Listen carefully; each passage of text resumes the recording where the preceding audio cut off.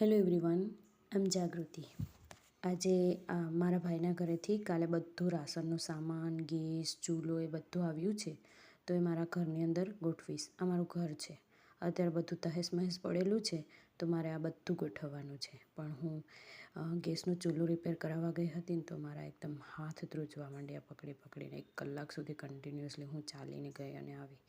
હવે મારા બેનના ઘરેથી હું 2-3 ટી-શર્ટ વધારાના લઈ આવી છું પોતા બનાવવા માટે. તો પહેલાં તો મને લાગેલી છે ભૂખ બહુ બધી. પહેલાં પેટ પૂજા કરીએ અને પછી બધું રિપેર કરવાનું સ્ટાર્ટ કરીએ.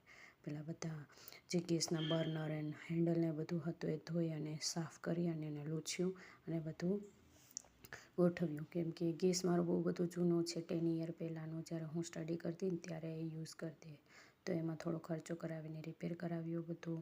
અને હવે એને ફિટ કરીને ચેક કરી લઉં કે ચાલે છે કે નહીં. એમાં 600 રૂપિયાનો ખર્ચો કરાવીને મેં બર્નર, નળી, પછી રેગ્યુલેટર એવું બધું નખાવ્યું અને પછી ચેક કર્યું ને તો કમ્પ્લીટલી એ ચાલતો હતો અને સર્વિસ પણ કરાવી તો ફૂલ ચાલવા માંડ્યો. પછી દિક્કત એ થઈ કે 15 મિનિટ સુધી મારે બાકસને ફાઇન્ડ કરવી પડી. થેન્ક્સ ટુ ભાઈ ભાભી કે એણે બાકસ મોકલેલી છે. મને તો એ બી ખબર નહોતી કે ગેસ ચાલુ કરવા માટે બાકસ જોશે. જો એ ન હોત તો પછી પાછું મારે નીચે ઉતરી અને લેવા જવું પડે. તો પછી આ બધું પછી રિપેર કરશું. પહેલાં જો મારું ઘર જોઈ લો.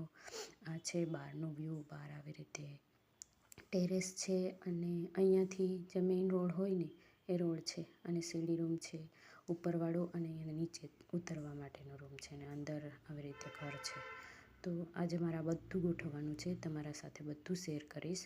પહેલાં તો કંઈક પેટ પૂજા કરવા માટે કરીએ. તો જો ચૂલો ચાલુ કરતાં પહેલાં ચા બનાવશું, પૂજા કરવી પડશે. આ છે દૂધ હું લાવી હતી પણ કોથળી ફાટી ગઈ તો આટલું જ દૂધ વધ્યું. હવે પંખો બંધ કરી અને પહેલાં તો ચૂલાની પૂજા કરી લઉં.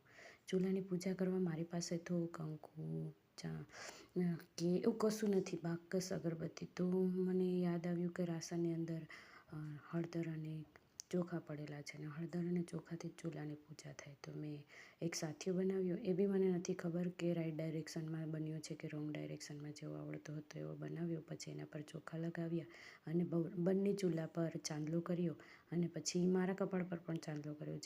જેવી આવડતી હતી એવી પૂજા કરી લીધી. આપણા હિન્દુ ધર્મમાં એવું હોય કે નવા ઘરમાં ચૂલાની શરૂઆત કરતાં પહેલાં લાપસી બનાવવાની હોય. પણ હું તો ઘઉં ખાતી નથી, તો મારી પાસે ઘઉંનો લોટ બી નથી. તો મેં વિચાર્યું કે જે હું ખાઈ શકું, મતલબ કે ચા, હું ચાથી જ શરૂઆત કરી. ચલો બન્યા રહેજો. ટાટા.